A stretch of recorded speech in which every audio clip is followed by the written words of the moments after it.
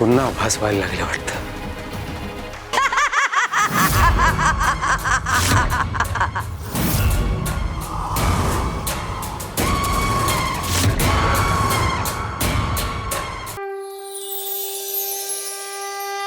स्वामी देवा, आज दत्त स्वरूपात तुमचं दर्शन घडलं.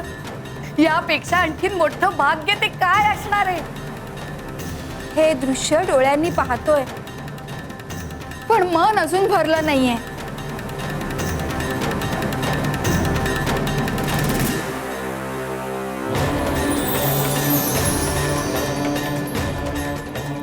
साक्षात ओम प्रकट झाला. हा साधा आकार नाहीये, यातून काहीतरी अपरंपार असं चैतन्य जाणवतंय. संपूर्ण सृष्टीचा पहिला नाद म्हणजे ओम, आणि त्या नादाचं मूर्त स्वरूप आज आपल्या डोळ्यासमोर आहे. श्री स्वामी समर्थ. स्वामीच आदिनाथाचं रूप आहेत. ज्यांच्या मुखातून ज्ञान जन्म घेतं, ज्यांच्या कृपेने भक्तांच्या आयुष्यातला अंधकार दूर होतो, त्यांच्याच पुढे ज्ञानाचं मूळ स्वरूप प्रगट होतं. आणि म्हणूनच आज ओम त्यांच्या समोर प्रगट झालाय.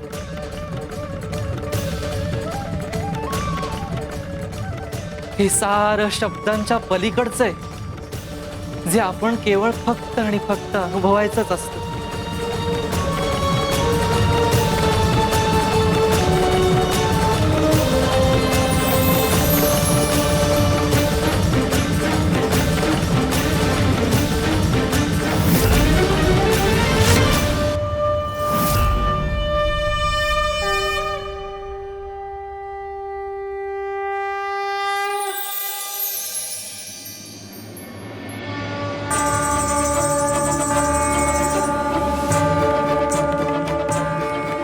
कावेरी, उजवा हात पुढे कर. जशी तुमची आज्ञा.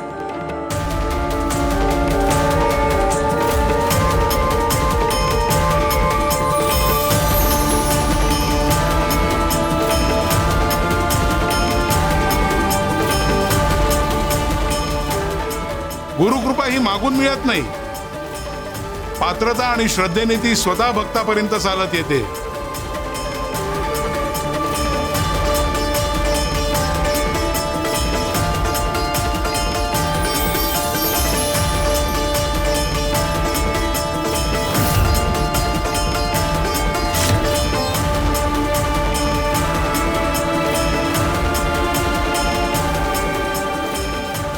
माझ्या हातावर हे ओम. कावेरी, हे फक्त चिन्ह नाही, हा तुझ्या प्रवासाचा आरंभ आहे. हा संकेत आहे तुझी वाट योग्य आहे याचा. तू ज्या प्रवासाला निघाली आहेस तो साधा प्रवास नाहीये. तो आत्मजागृतीचा प्रवास आहे, श्रद्धेचा प्रवास आहे, न्यायाचा प्रवास आहे आणि नियतीने लिहिलेलं सत्य प्राप्त करण्याचा प्रवास आहे. कावेरी, गुरु मार्ग दाखवतात, पण प्रत्येक पाऊल भक्तालाच चालावं लागतं. आणि एक लक्षात ठेव, प्रवास जितका कठीण तितकंच ध्येय अधिक पवित्र असतं. मग हा प्रवास कधी पूर्ण होईल? योग्य वेळ आली की तुझा प्रवास पूर्ण होईल आणि तुझ्या नशिबात जे आहे ते तुला प्राप्त होईल. माझ्या नशिबातलं म्हणजे मला अजून समजत नाही. सगळं योग्य वेळ आली की उलगडेल. श्रद्धा सोडू नकोस आणि संकेत ओळखत जा. मार्ग स्वतः उलगडत जाईल. तुमची आज्ञा माझ्यासाठी अंतिम सत्य. मी तुम्ही दाखवलेल्या मार्गानेच चालते.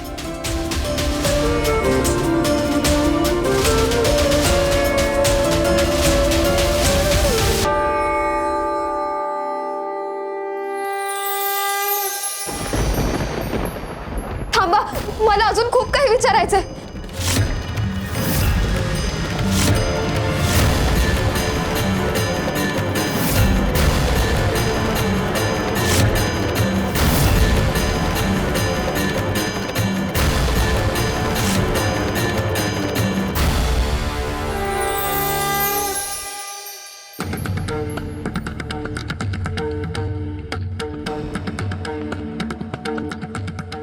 स्वामी, आज आमच्या जन्माचं सार्थक झालं. आज तेव्हाच कळलं गुरुचं स्वरूप किती अगाध असतं. असं दर्शन, असं भाग्य शब्दात सांगताच येणार नाही. ज्याला गुरुचं खरं स्वरूप कळतं त्याच्या मनातील अंधकार कायम स्वरूपी नाहीसा होतो. आजचा दिवस आमच्या कायम स्मरणात राहील. आम्ही तो कधीही विसरणार नाही. तुमची लीला, तुमची कृपा अगाध आहे. सुंदरे, लक्षात आहे ना आम्ही काय सांगितलं होतं ते? हो स्वामी देवा, तुम्ही म्हणाला होतात या गुरुपौर्णिमेच्या पवित्र महिन्यात तुम्ही आम्हाला विशेष दर्शन देणार आहात. पण आज जे घडलं ना ते कल्पनेच्या पलीकडचं होतं. आम्ही सांगितलं होतं या महिन्यात आम्ही भक्तांना गुरुचं दर्शन, गुरुस्थानाचं दर्शन घडवू. आणि आज त्या वचनाची सुरुवात झाली आहे. आज आम्ही तुम्हाला गुरूंचे गुरु साक्षात दत्तगुरूंचं दर्शन घडवलं. धन्य झालो स्वामी, धन्य झालो आम्ही. आज समजलं, गुरुपौर्णिमा हा फक्त उत्सव नाही, तर तो गुरुला ओळखण्याचा महिना असतो आणि गुरुकृपा अनुभवण्याचा.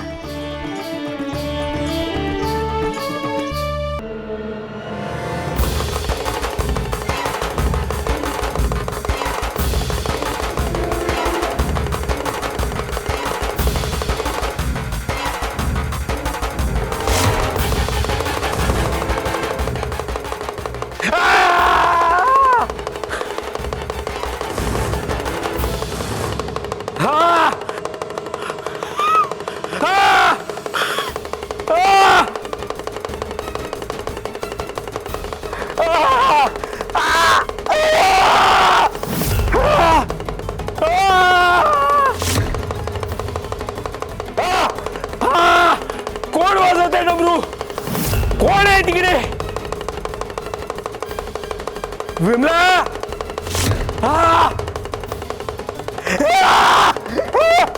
कोण वाजवत आहे? हो, गुरुपौर्णिमा म्हणजे गुरुच्या चरणी अहंकार अर्पण करण्याचा दिवस. सेवा, श्रद्धा आणि समर्पण याची आठवण करून देणारा महिना. ध्यानात ठेवा, गुरुचं वचन कधीच व्यर्थ जात नाही. फक्त भक्तांनी श्रद्धा सोडू नये आणि गुरुनी कृपा थांबवू नये. आम्ही आमचं वचन पाळतच आहोत. आता वेळ तुमची आहे. सेवेचं व्रत, नामस्मरणाचं व्रत, नम्रतेचं व्रत तितक्याच निष्ठेने पाळत राहा. सेवा कधीही थांबवू नका, कारण सेवेतून श्रद्धा वाढते आणि श्रद्धेतून कृपा मिळते आणि गुरुकृपेतूनच जीवनाचं कल्याण होतं. स्वामी देवा, तुमची आज्ञा शिरसावंद्य. हे सेवेचं व्रत आम्ही आयुष्यभर सोडणार नाही. श्री स्वामी समर्थ.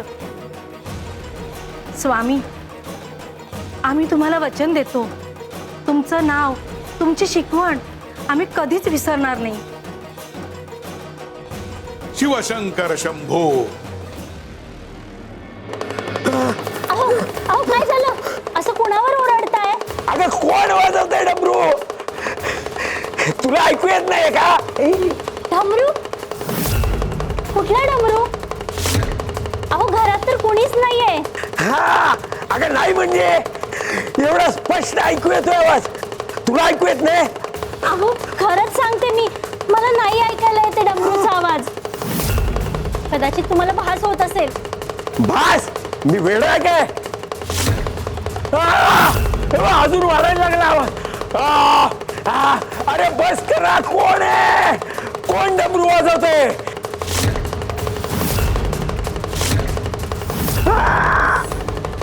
अहो खरंच काय झालंय तुम्हाला? तुमचा चेहरा बघून मला भीती वाटते.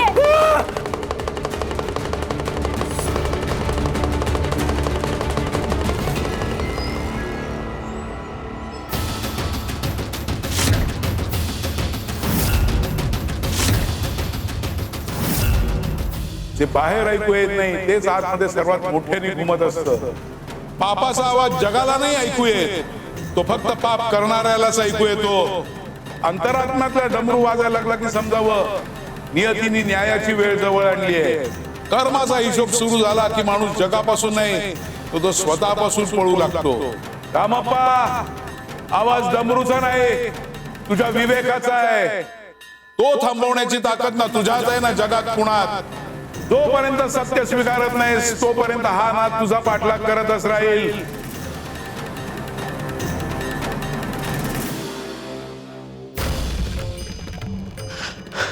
घरात कोणी डमरू वाजवत नसताना मला फास कसा झाला?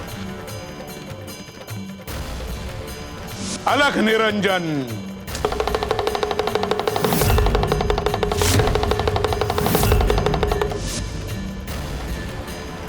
अहो काल ते साधू महाराज डमरू वाजवत होते. बहुतेक तेच तुमच्या डोक्यात अजून पण आहे. तो विडा जिचा आहे तिलाच जर का तुझ्या नवऱ्याने तो विडा नेऊन दिला तरच तुझा मुलगा परत येईल. कालपासून एकच विचारते मी, पण तुम्ही उत्तरच देत नाही आहात. कोण होते ते साधू महाराज आणि ते कुठल्या विड्याबद्दल बोलत होते? तो विडा कुणाला परत द्यायचा आहे का? आणि त्यांनी असं का म्हटलं की तुम्ही कुणाचं तरी नशीब चोरलंय म्हणून? वास! कोणाचाही नशीब मी चोरलेलं नाहीये. कोणीतरी रस्त्यावरचा माणूस येतो आणि काहीतरी बडबडून जातो आणि तू त्याच्यावर विश्वास ठेवतेस? अक्कल आहे की नाही तुला? अहो मला बाकी काहीच माहिती नाही हो, पण एक गोष्ट मात्र नक्की आहे. जर त्या साधू महाराजांचं ऐकल्यामुळे आपला शिवा जर परत येणार असेल तर ज्याचा कुणाचा तो विडा असेल त्याला तो परत देऊन टाका. मला माझा मुलगा परत हवाय हो. एका आईला यापेक्षा जास्त काही नको असतं. धन हरवलं तर ते पुन्हा मिळू शकतं, पण एका लेकराचा श्वास हरवला तर तो पुन्हा नाही मिळू शकत. विमला गप्पा बस.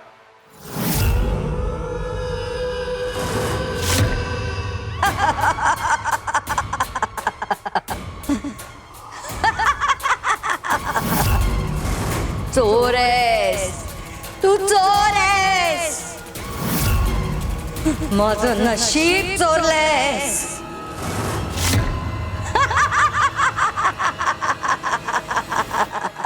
कोण आहेस तू? अहो अहो काय झालं? दाराकडे का बघताय सारखं? आणि कुणाशी बोलताय तुम्ही? अगं ती म्हातारी उभी आहे बघ.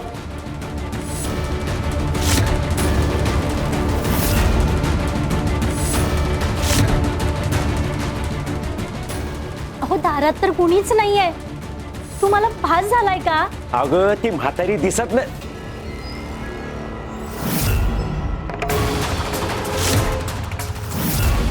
म्हातारी कुठे गेली?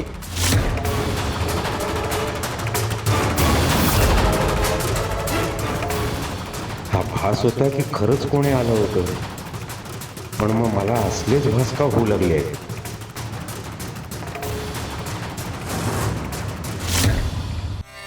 गुरुर्ब्रह्मा गुरुर्विष्णू गुरुर्देवो महेश्वरा, गुरु साक्षात परब्रह्म, तस्मै श्री गुरवे नमः. सुंदरा मावशी, सुंदरा मावशी, फुलं आणली आहेत हो. अजून लागणार असेल तर सांगा. कपिला ताई काय इथे कुठे ठेवताय फुलं तुम्ही? चोरी म्हणजे पाप, आणि पापाचं एक वैशिष्ट्य असतं.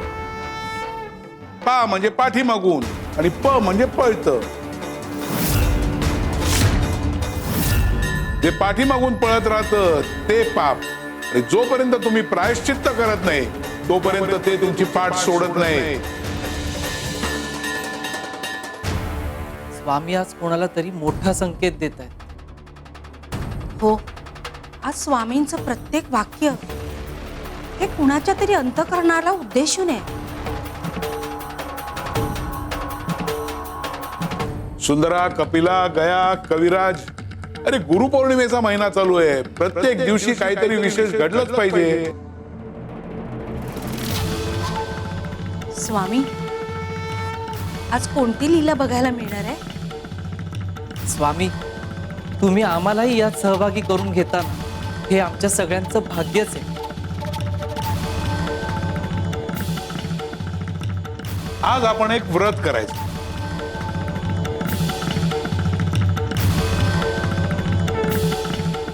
आम्ही डोळे मिटून ध्यानाला बसू तेव्हा तुमच्यापैकी प्रत्येकाने आळीपाळीने आमच्या समोर येऊन बसायचं आणि 108 वेळा नामस्मरण करायचं, पण मनातल्या मनात.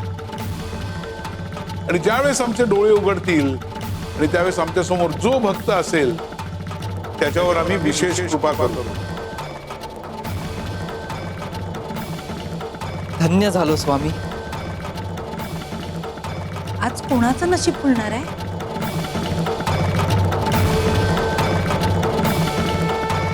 बसा.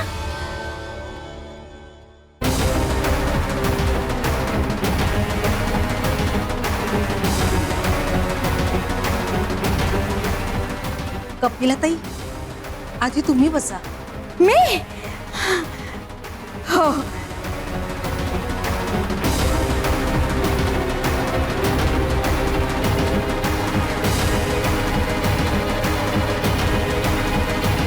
वा, मी का बसू? स्वामी आत्ताच ध्यानधारणेला बसलेत, इतक्यात काही डोळे उघडणार नाहीत. स्वामी काय म्हणाले?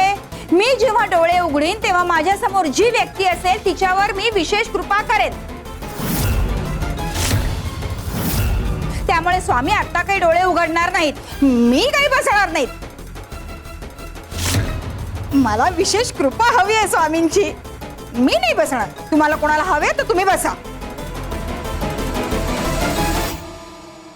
मला काय वाटतं, आपण थोड्या वेळ थांबूया, नाहीतर आपलं नामस्मरण पूर्ण होईल आणि त्यावेळेस स्वामींनी डोळेच नाही उघडले तर.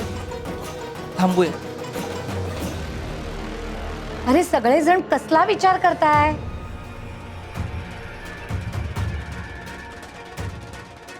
गुरुपौर्णिमेच्या पवित्र महिन्यात गुरुस्थानावर होतो आपण आणि गुरूंच्या समोर बसून नामस्मरण करणं यापेक्षा आणखीन मोठी कृपा कोणती असू शकते?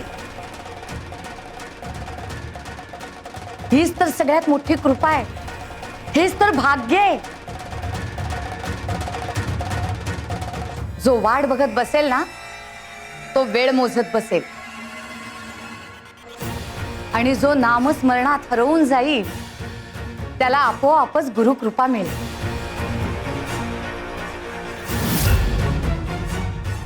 ठीक आहे, मी बसते.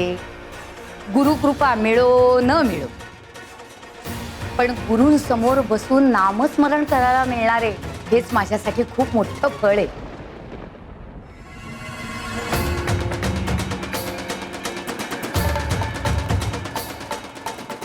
बस बस.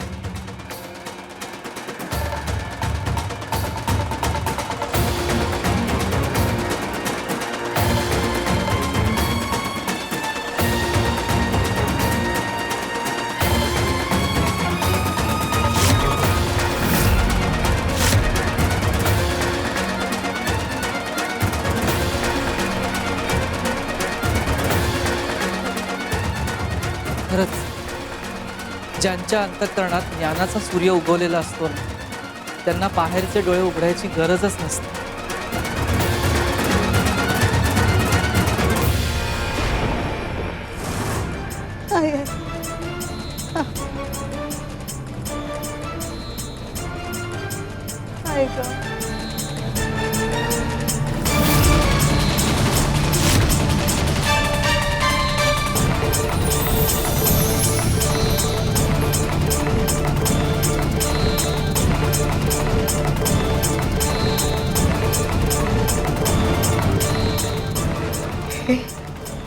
हे एवढं धन हे वाढतच आहे. केवढं धन.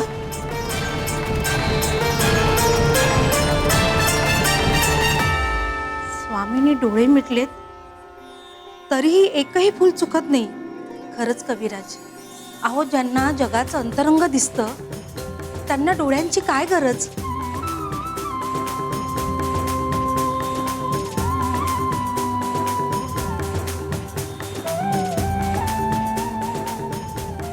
कविराज, स्वामी अशी फुलं का रचताय तो? कपिलाताई, अहो याच्यात आपल्यासाठी एखादा संकेत असू शकतो. काय उत्तर आधी मिळत नाही, पण योग्य वेळ आली ना की त्या कृतीमागचा अर्थ आपोआप उलगडायला लागतो. आणि गुरु हे न बोलता कृतीतूनच शिकवत असतात. ज्याला हा संकेत समजतो त्यालाच गुरुकृपेचा मार्गही सापडतो.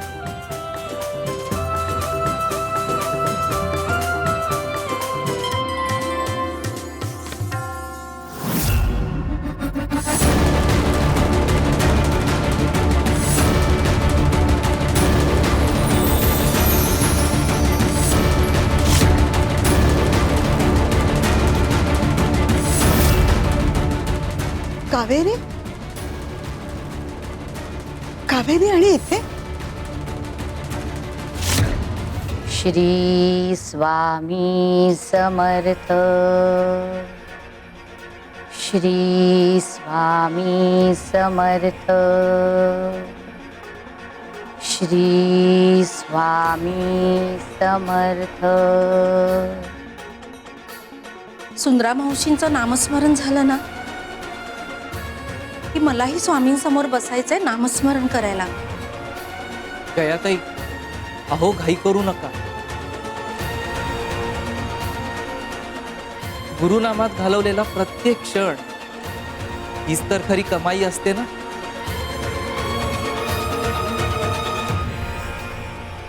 या फुलांच्या ढिगामागे या बुवाचा नक्कीच काहीतरी संकेत आहे.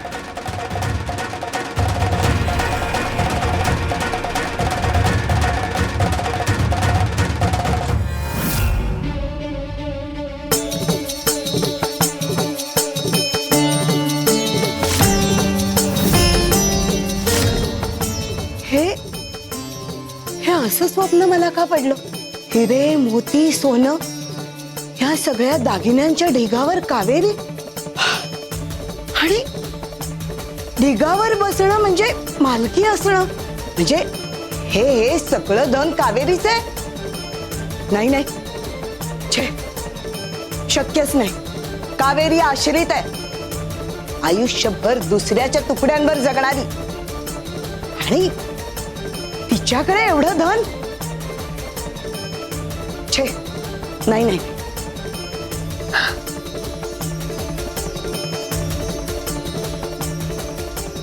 मनी वसे ते स्वप्नी दिसे असं म्हणतात. माझ्या मनात तर असं काहीच नाही येणार, कारण ती श्रीमंत व्हावी असं मला कधी वाटतच नाही. तिने आयुष्यभर माझी चाकरी करायला, माझी गुलाम बनून माझ्या दारात असंच जगलं पाहिजे. एवढी श्रीमंत आणि ती, छे, नाही नाही, मुळीच नाही. आणि तसंही हे फक्त स्वप्न होत, आणि दिवसा ढवळ्या पडलेलं स्वप्न कधीच खरं होत नसतं. स्वप्न म्हणजे स्वप्न, स्वप्नच ते. ती नाही व्हायची श्रीमंत. वंदना, तुला वाटतंय तुला स्वप्न पडलंय, पण आम्ही तुला सत्य दाखवलंय. त्या सत्यापासून कावेरीला वंचित ठेवलं गेलंय, पण आम्ही तिला तिथपर्यंत पोहोचवणार, तिच्या चोरापर्यंत पोहोचवणार.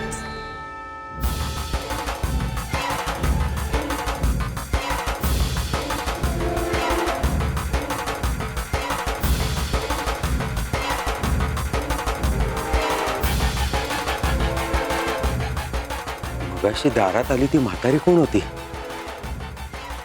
आणि मला चोर चोर का म्हणत होती? मी तिला ओळखतो काय? अहो काय झालंय? सारखे दारात का बघत होतात आणि कुणाला शोधायला गेला होता? तुला कशाला सांगू? जा आतमध्ये जाऊन काम कर, उगाच नसत्या चौकशा. जा अहो जा.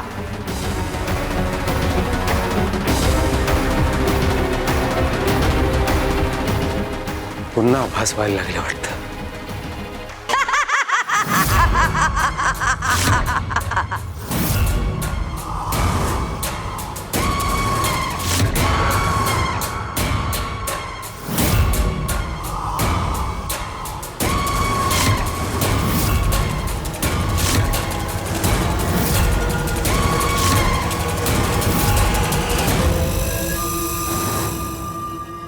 नाहीस तू आणि माझ्याकडून काय हवंय?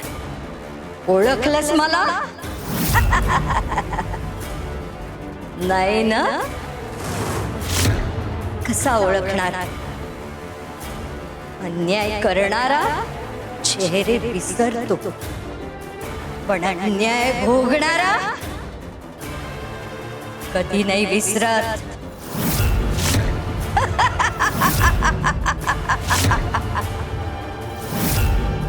माझ्यावर अन्याय केलायस आणि त्याच्यामुळे माझा जीव गेलाय. दोन आयुष्य उद्ध्वस्त झाली, माझं आणि माझ्या निरागस लेकराचं. दुसऱ्याचं नशीब चोरणारा माणूस कधीच शांतपणे आयुष्य जगू शकत नाही. मी तुला सोडणार नाही, कधीच सोडणार नाही. तू पापी आहेस, चोर आहेस. नाही नाही, चोर आहेस तू, चोर आहेस.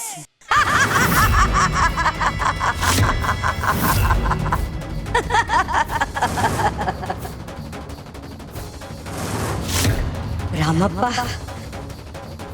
मी तुला सोडणार नाहीये, मी तुला सोडणार नाही.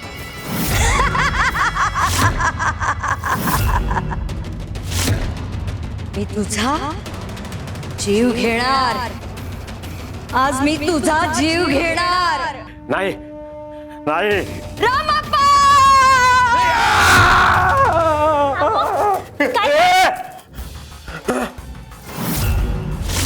काय झालं?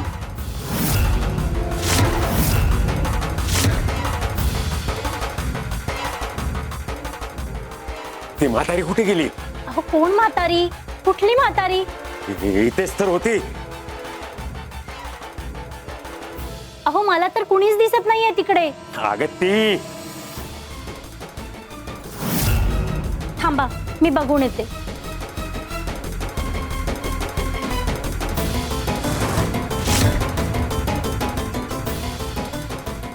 अहो मला तर कुणीच दिसत नाहीये तिकडे. रामप्पा, एक गोष्ट नीट लक्षात ठेव. हा विडा जिचा आहे, तिला जर का तू वेळेत दिलास तरच तुझं कल्याण होईल आणि तिचंही.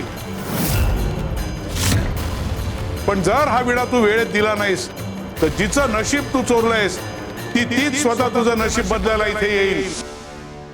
अहो खरंच सांगा, तुम्ही कुठल्या म्हातारीवर अन्याय केलाय का?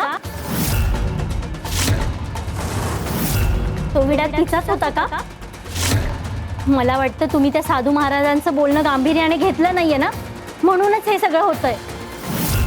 त्यांनी जे सांगितलं होतं त्याकडे दुर्लक्ष करू नका. कधी कधी संतांचा इशारा हा शेवटचा इशारा असतो.